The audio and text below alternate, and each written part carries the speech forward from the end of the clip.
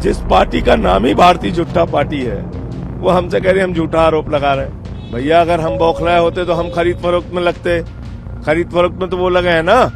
आम आदमी पार्टी के नेता संजय सिंह हो या बाकी लोग, इनका मानसिक संतुलन बिगड़ गया है। एग्जिट पोल से ही इन लोगों की भाषा बदल गई है। दिल्ली चुनाव के नतीजे आने से पहले हलचल बढ़ चुकी है। इस हलचल में एंट्री हो गई है एंटी करप्शन ब्यूरो की। आम आदमी पार्टी के आरोप, भाजपा विधायक प्रत्याशियों को खरीदना चाह रही है। भाजपा का कहना, इल्जामों को साबित करते सबूत लाओ।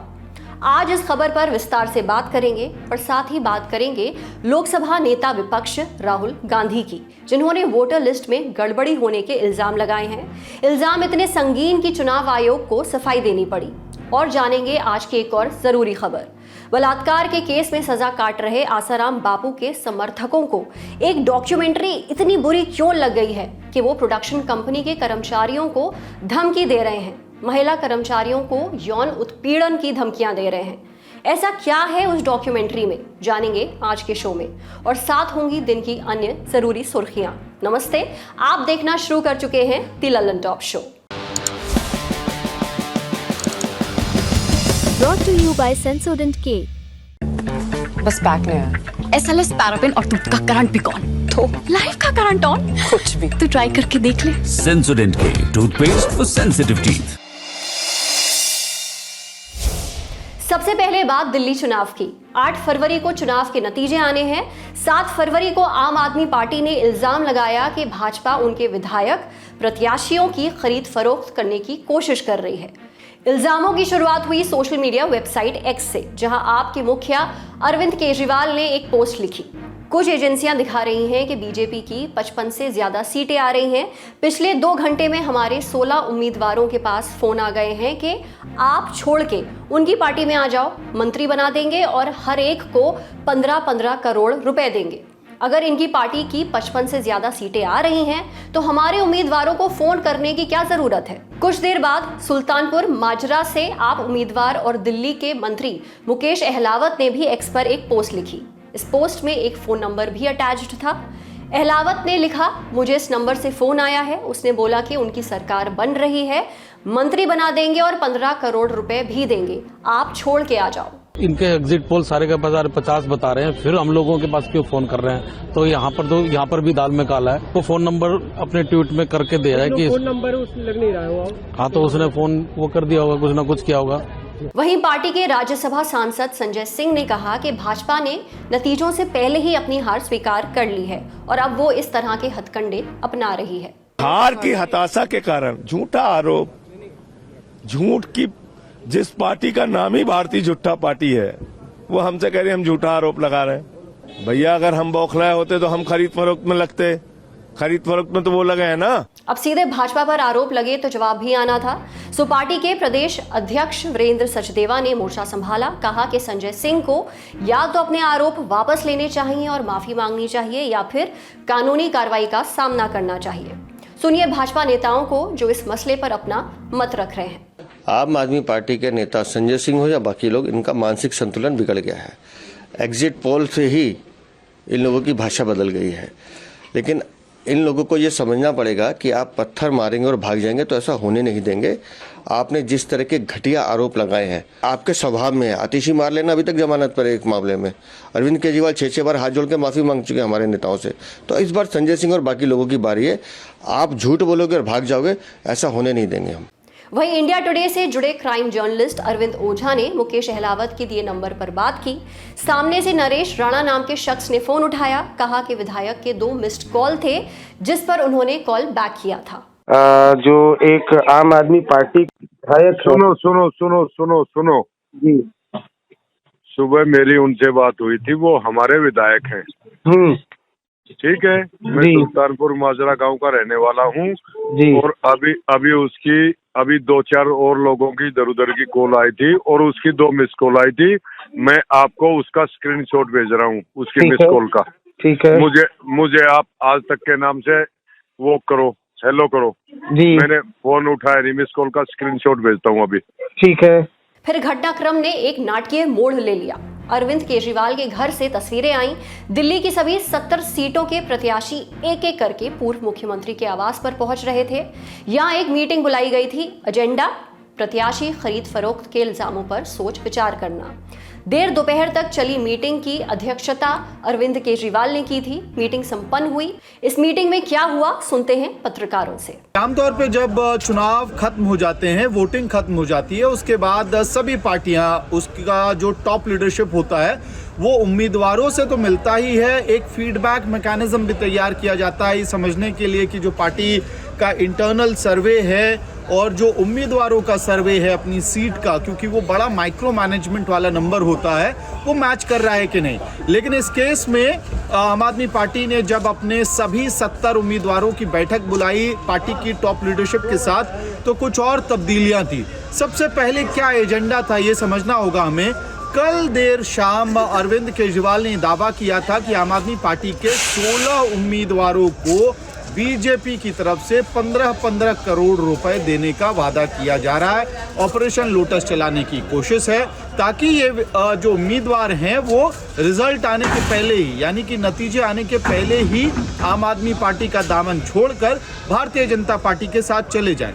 लेकिन ये दावा हो गया। उसके बाद मुकेश अहलावत जैसे दिल्ली सरकार में मंत्री हैं जो उम्मीदवार भी थे, उन्होंने एक फ़ोन नंबर साझा किया ट्विटर पे ये दावा करते हुए कि इससे फ़ोन आया था, बीजेपी के लोग अप्रोच कर रहे हैं।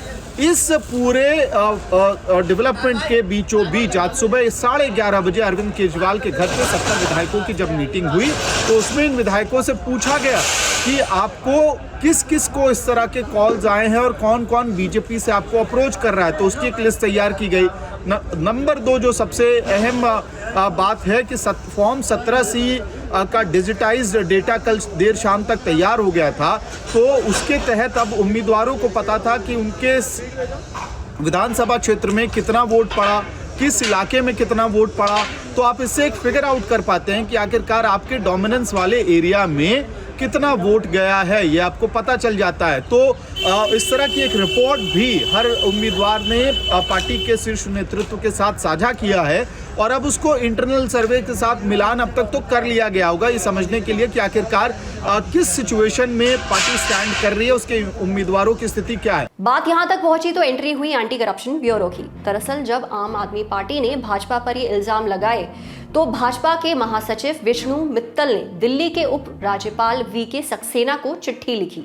इस चिट्ठी में आप नेताओं के सोशल मीडिया पोस्ट और सांसद संजय सिंह की प्रेस वार्ता के लिंक थे। कहा गया कि इन आरोपों की जांच की जाए क्योंकि अपने इन दावों से अरविंद केजरीवाल जनता में पैनिक फैलाने की कोशिश कर रहे हैं। एलजी ने एक्शन लिया। ये चिट्ठी दिल्ली के चीफ सेक्रेटरी को मार्क कर दी गई।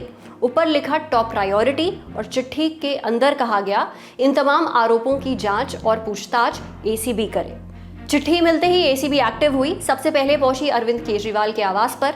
टीम ने अरविंद केजरीवाल को नोटिस दिया जिसमें मांग की गई कि वो अपने तमाम आरोपों को सपोर्ट करते हुए प्रूफ पेश करें।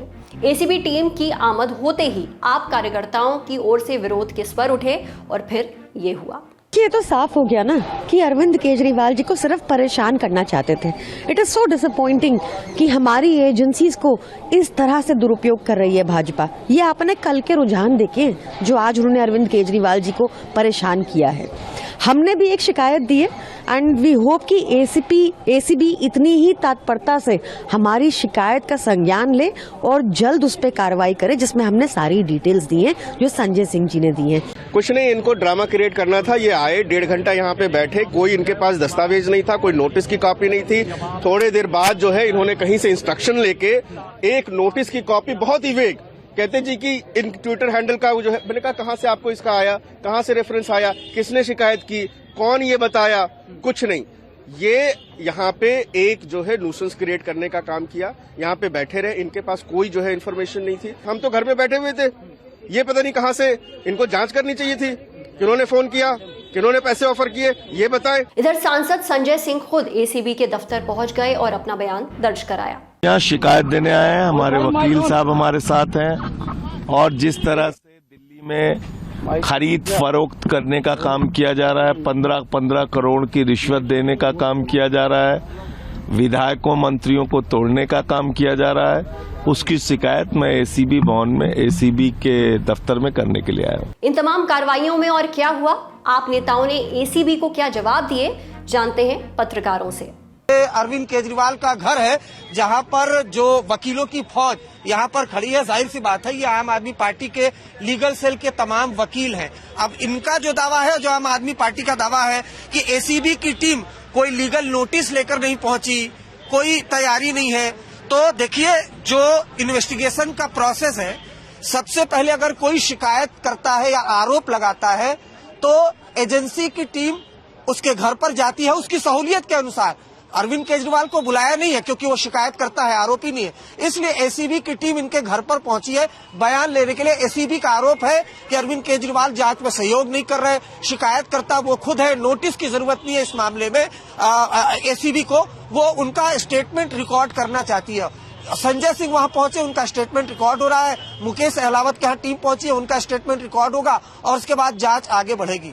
लेकिन चुनाव को लेकर यही एक गतिविधि चर्चा में नहीं थी। एक प्रेस कॉन्फ्रेंस और हो रही थी जिसने तापमान थोड़ा और बढ़ाया। इस पत्रकार वार्ता को संबोधित किया था कांग्रेस सांसद राहुल गांधी, शिवसेना यूबीटी सांसद संजय राउत और एनसीपी शरद पवार की सांसद सुप्रिया सुले ने। वजह साल 2024 के महाराष्ट्र विधानसभा चुनाव के नतीजे। मीडिया से बातचीत में नेताओं ने केंद्रीय चुनाव आयोग पर आरोप लगाए। क्या कहा, बिंदुवार जानते हैं। विधानसभा 2019 और लोकसभा 2024 के बीच 5 साल में 32 लाख नए मतदाता जोड़े गए, जबकि लोकसभा 2024 और विधानसभा 2024 के बीच 5 महीने में 39 लाख नए मतदाता जोड़े गए। सवाल, 5 महीने के अंदर पिछले 5 साल से ज्यादा मतदाता कैसे जोड़े गए? राज्य में अडल्ट आबादी 9 करोड़ 54 लाख है, लेकिन विधानसभा चुनाव में 9 करोड़ 70 लाख लोगों ने वोट दिए। मतदाताओं की कुल संख्या महाराष्ट्र की कुल अडल्ट आबादी से ज्यादा कैसे हो सकती है? There are many voters that have been deleted. Voters who are in one booth who have been transferred to another booth. Most of these voters come from Dalit communities, tribal communities, minority communities. Right? So we want to understand this. And we have made repeated requests to the Election Commission. They have not answered us. अगर इस देश का चुनाव आयोग जिंदा है, उनका जमीर मरा नहीं है, तो जो प्रश्न राहुल जी ने चुनाव आयोग को पूछे हैं उनका जवाब चुनाव आयोग ने देना चाहिए। लेकिन चुनाव आयोग उसके जवाब नहीं देगा, क्योंकि चुनाव आयोग भी जो सरकार बनी है वो सरकार की गुलामी कर रहे हैं। इलेक्शन कमीशन वैसे तो बड़ी महत्वपूर्ण जगह है, लेकिन मैं बड़ी विनम्रता से कहना चाहती हूँ, हम और सेना बहुत वहाँ लड़े। जिस तरह से हमारी पार्टी तोड़ी गई, जिस तरह से हमारे विधायक, हमारे एमपी, सांसद तोड़ा गया, पार्टी तोड़ी गई, हमारी लड़ाई आज भी शिवसेना की और एनसीपी की आज भी सुप्रीम कोर्ट में चल रही है। ध्यान दें कि मतदाता सूची में गड़बड़ी के आरोप विपक्षी पार्टियां लंबे समय से लगाती रही हैं।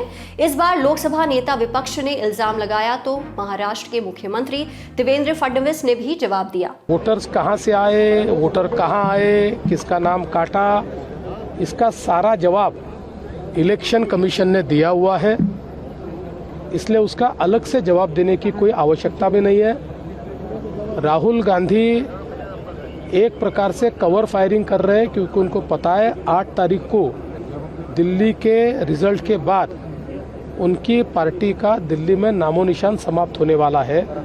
इसलिए उस दिन क्या बोलना और किस प्रकार से नया नैरेटिव तैयार करना, इसकी प्रैक्टिस वो कर रहे हैं। फिर इन आरोपों पर चुनाव आयोग का भी रिएक्शन आया है। एक्स पर उन्होंने पोस्ट करके बताया, चुनाव आयोग राजनीतिक पार्टियों को प्राथमिक स्टेक होल्डर के रूप में देखता है।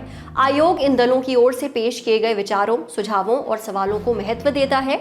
आयोग पूरे तथ्यों के साथ और प्रक्रियाओं का पालन करते हुए इन सवालों का लिखित जवाब देगा। इस खबर में जो भी अपडेट्स होंगे वो ललन टॉप आप तक लेकर आता रहेगा। कल यानी 8 फरवरी को सुबह 7 बजे से आप भी आ जाइएगा हमारे साथ दिल्ली चुनाव के नतीजे रियल टाइम देखने के लिए। साथ होंगे हमारे रिपोर्टर्स और एक्सपर्ट्स। जगह ललन टॉप का हर एक प्लेटफॉर्म। दिन 8 फरवरी, समय सुबह 7 बजे से लेकर चुनाव नतीजों का पूरा निचोड़ निकाल लेने तक।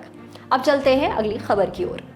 इस खबर में बात आसाराम बापू की। 16 साल की लड़की से बलात्कार के केस में उम्र कैद की सजा काट रहा स्वघोषित धर्मगुरु आसाराम बापू फिर से चर्चा में है। वजह है एक डॉक्यूमेंट्री नाम कल्ट ऑफ फियर आसाराम बापू। इस डॉक्यूमेंट्री को OTT प्लेटफॉर्म डिस्कवरी प्लस पर रिलीज किया गया है, लेकिन इसके बाद डिस्कवरी इंडिया के कर्मचारियों को धमकियां मिलने लगीं और सोशल मीडिया पर कमेंट्स की बाढ़ आ गई। दैनिक भास्कर में प्रकाशित पवन कुमार की रिपोर्ट के मुताबिक जनवरी 2025 में यह डॉक्यूमेंट्री रिलीज हुई। उसके बाद से डिस्कवरी इंडिया के कर्मचारियों का उत्पीड़न शुरू हुआ। आरोपी आसाराम बापू के समर्थक।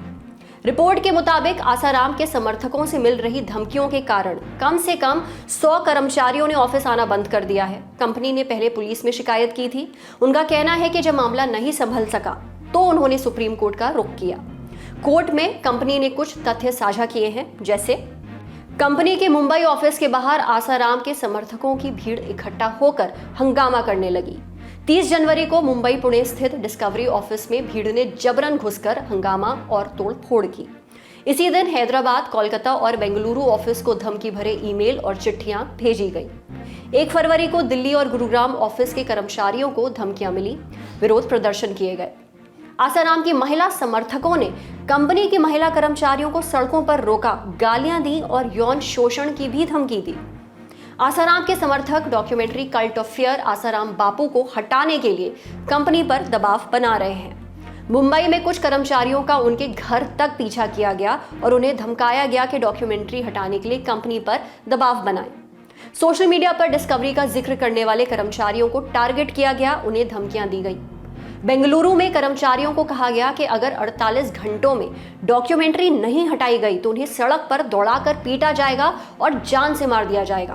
कंपनी के मुताबिक जब ये बात बढ़ गई तो कंपनी ने कर्मचारियों के वास्ते एडवाइजरी जारी की है। कहा है, स्टाफ ऑफिस के बाहर कंपनी का ID कार्ड ना टांगे, अकेले यात्रा ना करें और सोशल मीडिया पर अपनी कंपनी का जिक्र ना करें। सोशल मीडिया पर किसी कमेंट्स का रिप्लाई ना करें। स्टाफ पब्लिक प्लेस पर आसाराम या अपनी कंपनी के बारे में बात ना करें। ऐसी जगह पर ना जाएं जहां कंपनी के खिलाफ प्रदर्शन हो रहे हैं। इमरजेंसी में फंसने पर कर्मचारी कंपनी के हेल्पलाइन पर संपर्क कर सकते हैं। अब मामला सुप्रीम कोर्ट गया तो बेंच मुकर्रर हुई। Bench CGI Sanjeev Khanna, justice PV Sanjay Kumar और जस्टिस KV विश्वनाथन की 6 फरवरी को सुनवाई के दौरान कोर्ट ने कुछ निर्देश दिए। आगामी 7 राज्यों की पुलिस डिस्कवरी कम्युनिकेशंस इंडिया को अंतरिम सुरक्षा प्रदान करे। ये राज्य है कर्नाटक, महाराष्ट्र, पश्चिम बंगाल, दिल्ली, हरियाणा, तेलंगाना और तमिलनाडु। कोर्ट ने केंद्र सरकार को भी नोटिस जारी किया है। नोटिस का जवाब देने की तारीख 3 मार्च 2025 तक। तब तक पुलिस प्रशासन ये सुनिश्चित करे कि कंपनी के लोग अपना ऑफिस इस्तेमाल कर सकें। ये तो थी दलीलें और आदेश, लेकिन ऐसा क्या है इस डॉक्यूमेंट्री में जो इतना बवाल मचा हुआ है? डिस्कवरी इंडिया द्वारा कोर्ट में दाखिल किए गए हलफनामे के मुताबिक इस डॉक्यूमेंट्री में आसाराम बापू के जीवन के बारे में बताया गया है। 3 एपिसोड की इस सीरीज में बताया गया है कि कैसे 4 करोड़ से ज्यादा फॉलोअर्स और समर्थकों से घिरे हुए आसाराम बापू ने अपनी इमेज का इस्तेमाल खुद पर लगे रेप केस से बचने में किया। साथ ही इस डॉक्यूमेंट्री में कई रियल लाइफ फुटेज का भी इस्तेमाल किया गया है, जिसमें उसके आश्रम से लाशें बरामद हुई। साथ ही उसके बेटे नारायण साई की फरारी के भी वाकये दर्ज हैं। इस डॉक्यूमेंट्री में वो पत्रकार, रिसर्चर्स और विक्टिम्स भी शामिल हैं जो इस केस से जुड़े रहे हैं। अगर आप ये डॉक्यूमेंट्री देखना चाहते हैं तो प्राइम वीडियो या डिस्कवरी प्लस पर देख सकते हैं। अच्छा लगे या बुरा, वो आपका चुनाव है। वैसे आसाराम बापू से जुड़ी एक और खबर है, एक विज्ञापन। दरअसल बीते दिनों दिल्ली मेट्रो की कुछ कोचेस में विज्ञापन लगे देखे गए। विज्ञापन 14 फरवरी यानी वैलेंटाइंस डे के दिन मातृ पितृ दिवस मनाइए। विज्ञापन में ऊपरी कोने पर आसाराम बापू की तस्वीर और सामने लिखा है, पूज्य संत श्री आसाराम बापू से प्रेरित। जब ये फोटो सामने आई, लोगों ने नाराजगी जाहिर की। सोशल मीडिया पर कमेंट लिखे गए और दिल्ली मेट्रो रेल कॉर्पोरेशन को टैग किया गया। सोशल कमेंट्स की बाढ़ आई तो DMRC ने जवाब दिया। ये विज्ञापन जल्द से जल्द हटाए जा रहे हैं। वेंडर्स द्वारा ट्रेन में लगाए जाने वाले प्रस्तावित विज्ञापनों को मंजूरी देने के लिए DMRC के पास एक सेट मैकेनिज्म है। ऐसे में मेट्रो कॉर्पोरेशन जांच कर रहा है कि ये विज्ञापन ट्रेन में कैसे लगा। आसाराम पर केस क्या है? दरअसल आसाराम ने साल 2001 से 2006 तक अहमदाबाद के आश्रम में एक नाबालिग लड़की का कई बार बलात्कार किया था। पीड़िता के परिवार ने साल 2013 में आसाराम और उनके बेटे नारायण साई समेत 6 अन्य लोगों के खिलाफ बलात्कार और अवैध रूप से बंधक बनाने का केस दर्ज कराया था और जोधपुर की अदालत ने फरवरी 2023 में फैसला सुनाया। 81 साल के आसाराम बापू को उम्र कैद। बड़ी खबरों में इतना ही। अब सुर्खियां। 7 फरवरी को भारतीय रिजर्व बैंक ने रेपो रेट में 0.25% या 25 बेसिस पॉइंट्स की कटौती का ऐलान किया है। आरबीआई ने करीब 5 साल बाद ये कटौती की है। केंद्रीय बैंक ने मॉनेटरी पॉलिसी कमेटी यानी कि एमपीसी की मीटिंग के बाद शुक्रवार यानी 7 फरवरी को ये फैसला लिया। इस कटौती के बाद रेपो रेट 6.50% से घटकर 6.25% रह गया है। 25 बेसिस पॉइंट्स की कटौती के बाद अब होम लोन, कार लोन समेत कई लोन सस्ते हो जाएंगे। इसके अलावा ईएमआई में भी कुछ राहत मिलेगी। क्या होता है ये रेपो रेट? ये वो ब्याज दर होती है जिस पर रिजर्व बैंक दूसरे बैंकों को कर्ज देता है। जब रेपो रेट बढ़ता है तो रिजर्व बैंक महंगी ब्याज दरों पर दूसरे बैंकों को कर्ज देता है। ज्यादा ब्याज दर चुकाने वाले बैंक अपने कस्टमर्स यानी हमसे इसकी वसूली करते हैं, इसके लिए वो लोन महंगा कर देते हैं। वहीं इसके उलट जब रेपो रेट घटता है तो केंद्रीय बैंक सस्ती दरों पर कर्ज देता है और बैंक लोन सस्ता कर देते हैं। इसमें home loan, car loan, personal loan आदि शामिल हैं। जब रेपो रेट कम होता है तो लोन की ब्याज दर भी कम हो जाती है, इससे ईएमआई भी कम हो जाती है। अगली सुर्खी में कोर्ट से 3 अहम खबरें।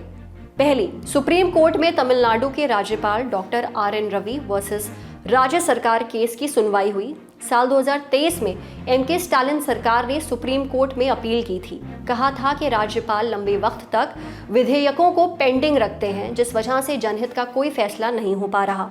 6 फरवरी को जस्टिस जेबी पारदीवाला और जस्टिस आर महादेवन ने इस केस की सुनवाई की। राज्य सरकार की तरफ से पेश वकील मुकुल रोहतगी ने तर्क दिया कि राज्यपाल ने कई विधेयकों पर अनिश्चित काल तक स्वीकृति न देकर पूरे राज्य को बंधक बना रखा है। कुलपतियों की खोज के लिए कमेटी गठन, कैदियों की रिहाई और उच्च शिक्षा के तमाम मुद्दे राज्यपाल की वजह से पेंडिंग हैं। वहीं केंद्र सरकार के वकील वेंकटमणि ने कहा, हमने उन विधेयकों को वापस किया जिसे स्वीकृति नहीं किया जा सकता।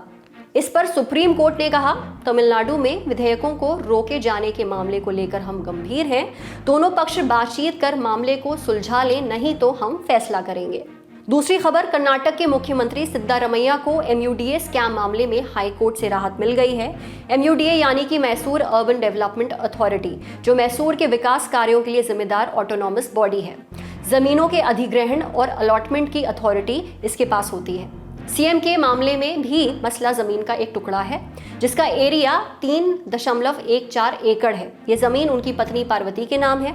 आरोप लगे कि सीएम के परिवार को अवैध रूप से ये जमीनें बांटी गई हैं। आरटीआई कार्यकर्ता स्नेहामयी कृष्णा ने हाईकोर्ट में याचिका दायर कर मामले की जांच सीबीआई को सौंपने की मांग की है।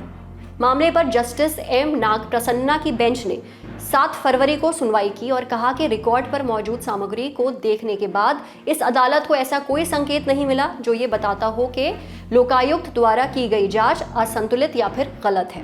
कोर्ट ने जांच सीबीआई को ट्रांसफर करने से इनकार कर दिया। अदालत से तीसरी खबर, कर्नाटक हाई कोर्ट ने राज्य के पूर्व सीएम बीएस येदियुरप्पा के मामले में भी एक फैसला सुनाया। जस्टिस नागप्रसन्ना की बेंच ने इस केस की सुनवाई की। उन्होंने येदियुरप्पा को पॉक्सो केस में अग्रिम जमानत दे दी है। पॉक्सो यानी कि protection of children from sexual offences. मामला एक 17 साल की लड़की से जुड़ा था। उसकी मां ने पुलिस में शिकायत की थी कि येदियुरप्पा ने उनकी बेटी का यौन शोषण किया है। एफआईआर के मुताबिक पीड़ित लड़की उसके साथ हुए यौन उत्पीड़न के एक अन्य मामले में येदियुरप्पा से मदद मांगने बेंगलुरु में उनके घर गई थी। तभी येदियुरप्पा ने उसका यौन उत्पीड़न किया। पुलिस ने 14 मार्च 2024 को ये शिकायत दर्ज की थी, लेकिन बाद में शिकायतकर्ता की मृत्यु हो गई। वो बीमारी से जूझ रही थी। इसके बाद येदियुरप्पा ने मामले को रद्द करने की याचिका दायर की, जिस पर कोर्ट ने फैसला सुनाते हुए उन्हें अग्रिम जमानत दे दी है। हालांकि केस खारिज करने से इनकार कर दिया है। अगली सुर्खी, 7 फरवरी को महाकुंभ मेला क्षेत्र में आग लग गई। हादसा सेक्टर 18 के शंकराचार्य मार्ग पर हुआ। आज तक की रिपोर्ट के मुताबिक आग में लगभग 100 टेंट जल गए। आग इतनी तेज थी कि जब तक दमकल पहुंची तब तक पूरा पंडाल जल गया था। घटना पर ललन टॉप के रिपोर्टर नीरज ग्राउंड से क्या बता रहे हैं, सुनिए। इस शिविर में आग लगी, इस्कॉन का शिविर है। यहाँ पर आग लगी, दूर से ही मतलब धुआं दिखाई दे रहा था, इतना तेज आग लगी थी। हालांकि आग लगने के कारणों का अभी पता नहीं चल पाया है, लेकिन मैं आपको दिखाना चाहूँगा प्रशांत से कहके कि अभी कैसे मलबा वगैरह साफ़ किया जा रहा है। देखिए ये मलबा वगैरह साफ़ किया जा रहा है। प्रशांत, आप ये चेयर पे खड़े होकर दिखाइएगा वीडियो कि अंदर क्या चल रहा है, इस वक्त अंदर का क्या माहौल है। अंदर गाड़ियां हैं जिससे जो जला हुआ टेंट है और ये सब सामान है उसका मलबा डाला जा रहा है। कर्मचारी लगे हुए हैं जो कुंभ क्षेत्र में, कुंभ मेला क्षेत्र के कर्मचारी हैं, वो मलबा निकाल रहे हैं। एसपी सिटी सर्वेश कुमार मिश्रा ने बताया, आग लगने का कारण अभी स्पष्ट नहीं है, इसकी जांच की जा रही है। 3 मिनट में आग पे काबू पा लिया गया है। इसमें जनहानि कोई नहीं है, संपत्ति हानि हुई है, उसका आकलन अभी कराया जाएगा। आग किन कारणों से लगी है इसके बारे में हमारी जो फायर की स्पेशलाइज्ड टीम है वो इसका विश्लेषण करेगी। महाकुंभ में 20 दिन में आग लगने की ये तीसरी घटना है। पहली घटना 19 जनवरी को सेक्टर 19 वाले इलाके में हुई थी, जब एक शिविर में रखे घास फूस में आग लग गई थी। घटना में करीब 18 शिविर जलकर खाक हो गए थे। दूसरी घटना आज से 7 दिन पहले 30 जनवरी को हुई थी। इसमें सेक्टर 22 के 15 टेंट जल गए थे। आज का ललन टॉप शो यहीं तक। आप अपना और अपनों का ख्याल रखिएगा। देखते रहिए ललन टॉप। शुक्रिया।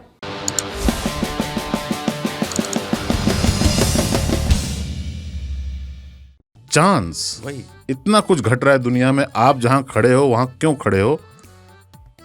Chance, luck, lottery. कसम से क्या प्रोग्राम दिखा दिया भाई। करुणानिधि ने अपने बेटे का नाम स्टालिन रख दिया। यार काहे आदमी होशो हवास में रखेगा अपने बेटे का नाम स्टालिन?